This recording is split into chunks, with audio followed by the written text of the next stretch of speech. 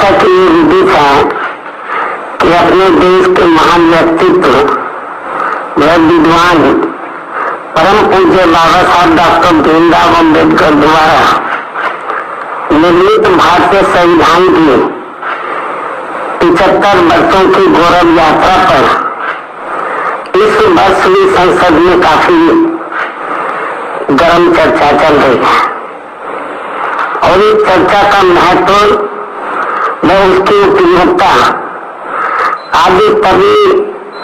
संभव है जब खुले मन से ये स्वीकार किया जाए कि क्या शासक वर्ग मानवतावादी या कल्याणकारी संविधान की पवित्र मंशा के हिसाब से यहाँ देश के करोड़ों लोगों को रोजगार एवं न्याय तथा आत्मसम्मान एवं स्वाभिमान का जीवन दे पाया है, क्योंकि भारत का संविधान व उसके लोकतंत्र की शोभा यहाँ देश के अपार उन्नति व यहाँ के लोगों की बहुत तरक्की के लिए जरूरी होने के साथ साथ विकसित देश होने का प्रमुख मापदंड भी है। स्पष्ट है कि इसका जवाब हाँ में संभव नहीं होने के कारण शासक दल इधर उधर की बातें करके ध्यान भटकाई है, लेकिन ऐसे में ईमानदारी इसीलिए निहित है कि बड़ा दिल करके ये स्वीकार किया जाए कि देश पर अब तक राज करने वाली पार्टियों ने संविधान पर सही से अमल करने के मामले में अपनी सच्ची निष्ठा, ईमानदारी व देशभक्ति अगर निभाई होती तो फिर अपने देश का हाल आज इतना बदहाल नहीं होता कि यहाँ लगभग 80 करोड़ लोगों को रोजगार के अभाव में अपनी भूख मिटाने के लिए थोड़े से सरकारी अनाज का मोहताज जीवन गुजारने को मजबूर नहीं होना पड़ता, जबकि अभी भी यहाँ किसान, मजदूर, व्यापारी व अन्य मेहनतकश लोगों के साथ साथ छात्र व युवा वर्ग, महिलाएं एवं बुजुर्ग आदि ये सभी लोग अपनी समस्याओं को लेकर काफी ज्यादा परेशान व चिंतित भी हैं। इससे स्पष्ट है कि यहाँ संविधान विफल नहीं रहा है, बल्कि देश पर राज करने वाले लोगों व पार्टियों ने ही देश के संविधान को फेल करने का काम किया है।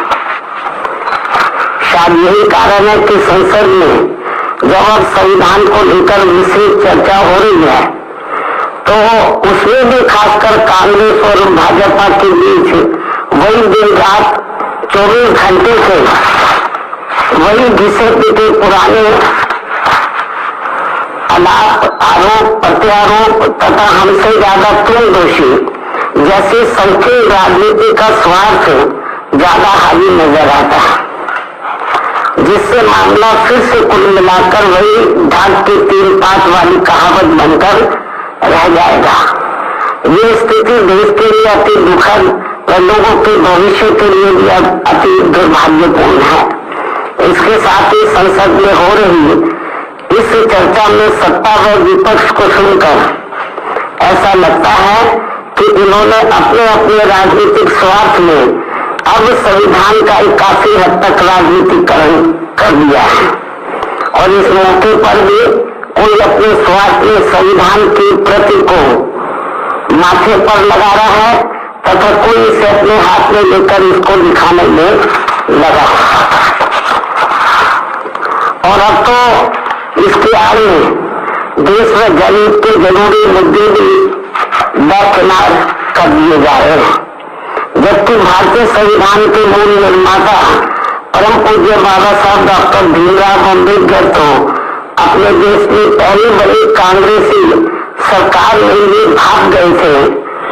कि केंद्र व राज्यों में सत्ता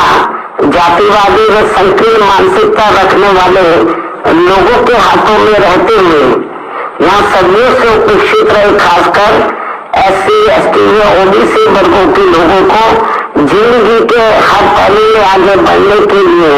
जो भी ये संविधान में कानूनी अधिकार मिले हैं तो उनका भी सही से पूरा लाभ नहीं मिल पाएगा। और ये सब बाबा साहब ने केंद्र में अपने केंद्र में पहले बड़े कानूनी मंत्री पद पर रहते हुए खुद होते हुए भी देखा, जिससे दुखी व चिंतित होकर फिर इन्होंने यानी कि बाबा साहब डॉक्टर भीमराव अम्बेडकर ने उस समय के प्रधानमंत्री पंडित जवाहरलाल नेहरू को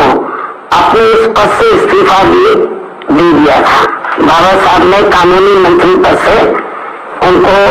इस्तीफा दे दिया था। हालांकि उस समय की कांग्रेसी सरकार ने बाबा साहब के इस्तीफा देने के कारणों के बारे में इनको संसद में बोलने तक भी नहीं दिया था। तब फिर इनको मजबूरी में इस संदर्भ में अपनी बात मीडिया में ही रखनी पड़ी थी, जिससे उस समय संविधान व इन वर्गों के प्रति भी कांग्रेस का असली चेहरा खुलकर सामने आ गया था। लगभग यही स्थिति संसद में मेरे साथ भी गुजरी है, जब मुझे अपने लोगों के उत्पीड़न के विरुद्ध राज्यसभा में बोलने नहीं दिया था। और तब फिर मजबूरी में मुझे उस समय राज्यसभा से इस्तीफा भी देना पड़ गया था। इसके साथ ही बाबा साहब के देहांत होने के बाद भी केंद्र में काफी वर्षों तक रही इसी कांग्रेस पार्टी की सरकार ने इनके आदर सम्मान में इनको हर मामले में पात्र रहे भारत रत्न की उपाधि से भी सम्मानित नहीं किया था, जिससे फिर इस पार्टी के सत्ता में हटने के बाद बीएसपी के अथक प्रयासों से ही श्री बीपी सिंह की सरकार में इनको ये सम्मान दिया गया था। उसी समय वर्षों से लटकी पड़ी ओबीसी वर्गों के मंडल कमीशन की रिपोर्ट को भी लागू कर दिया गया था, जिसे कांग्रेस पार्टी ने लागू नहीं किया था। इसको लटका के रखा था, जबरन लटका के रखा था, क्योंकि इनकी मानसिकता सही नहीं थी कांग्रेस की। ये लोग नहीं चाहते थे कि पिछड़े वर्ग के लोगों को भी आरक्षण का पूरा लाभ मिले। इतना ही नहीं बल्कि बाबा साहब की मुंबई को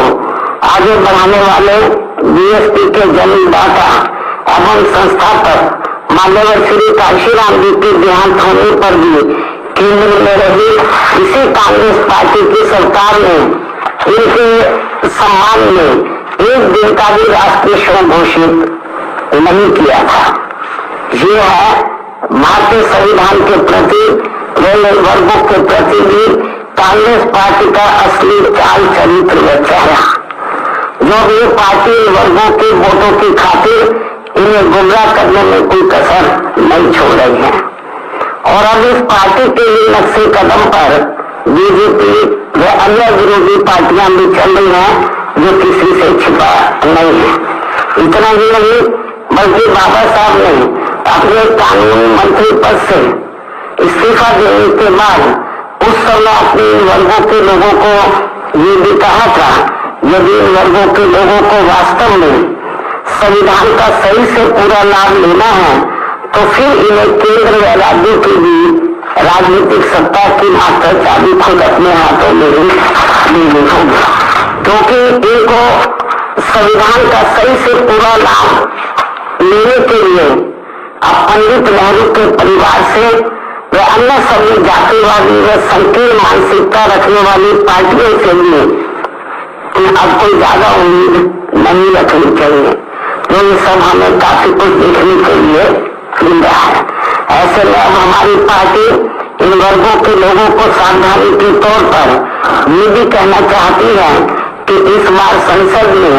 संविधान पर हुई चर्चा के दौरान जो अभी चल भी रही है, सत्ता व विपक्ष की तरफ से भी इन वर्गों के वोटों को लुभाने के लिए खासकर कांग्रेस व समाजवादी पार्टी ने देश के एससी, एसटी व ओबीसी वर्गों के आरक्षण को लेकर काफी कुछ हवाई बातें कही है, जिसमें रत्ती भर भी सच्चाई नहीं है। और जब इस मुद्दे पर ये दोनों पार्टियां अर्थात कांग्रेस और समाजवादी पार्टी यानी कि दोनों पार्टियां संसद में चुप्पी रहती तो ज्यादा उचित होता, मामले में इनकी पोल तो नहीं खुलती या मुझे पोल खोलने के लिए मजबूर नहीं होना पड़ता, क्योंकि केंद्र में रही कांग्रेस पार्टी की सरकार के समय में तो इसी पार्टी की मिली मदद से समाजवादी पार्टी ने SC ST वर्गों का पदोन्नति आरक्षण संबंधी संवैधानिक संशोधन विधेयक का काफी डटकर विरोध किया था तथा इस बिल को समाजवादी पार्टी ने संसद में ही फाड़कर इसको फेंक दिया था।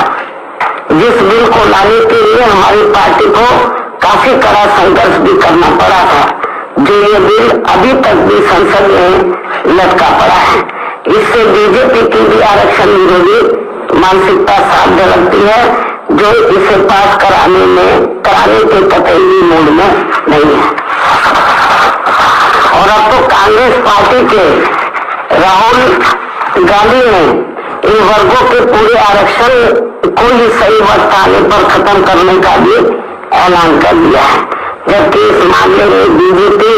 व अन्य विरोधी पार्टियों की भी विरोधी पार्टियां भी कोई कम नहीं है। और अभी भी हमने सत्ता व विपक्ष द्वारा आरक्षण को निष्प्रभावी बनाने ऐसे खत्म करने के लिए इन सबकी सोच लगभग एक जैसी ही देखने को मिलती है। इतना ही नहीं, बल्कि अब तो ये पार्टियां अंदर आपस में मिलकर कोर्ट की आड़ में भी इनके आरक्षण को निष्प्रभावी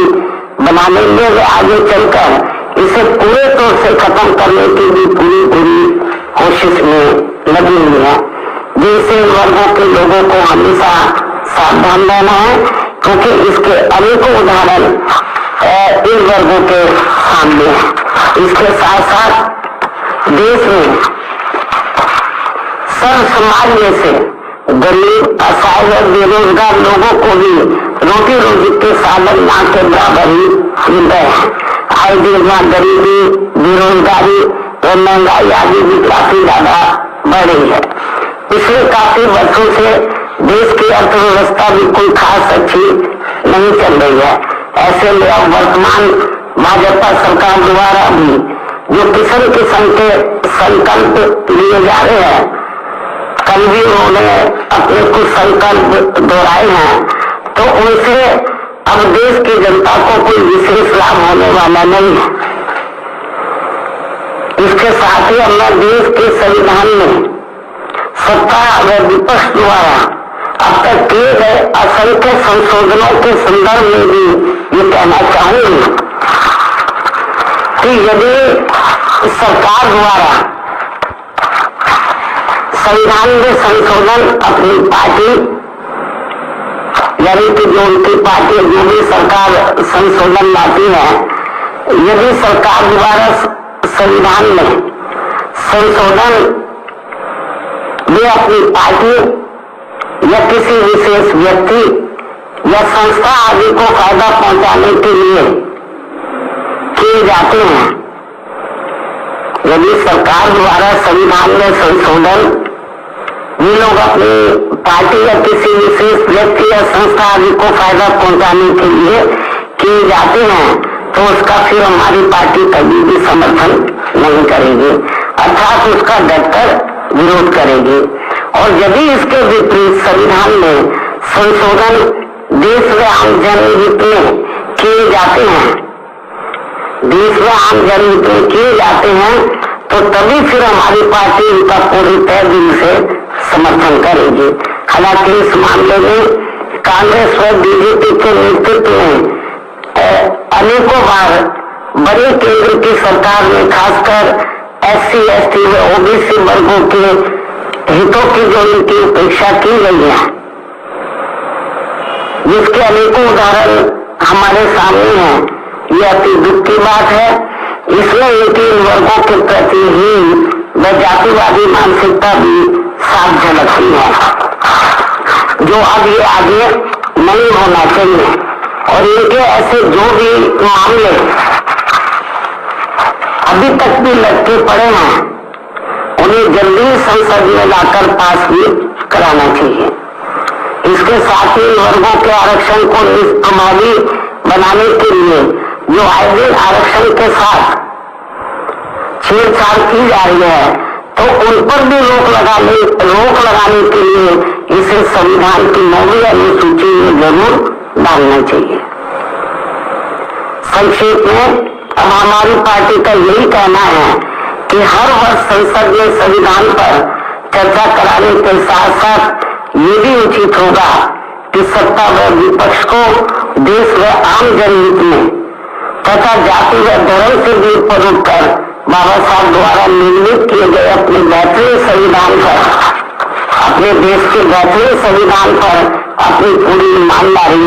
और निष्ठा से अमल करना चाहिए तथा इसके आगे इन्हें अपनी राजनीतिक रोटी नहीं सेकनी चाहिए। इस खास सलाह के साथ ही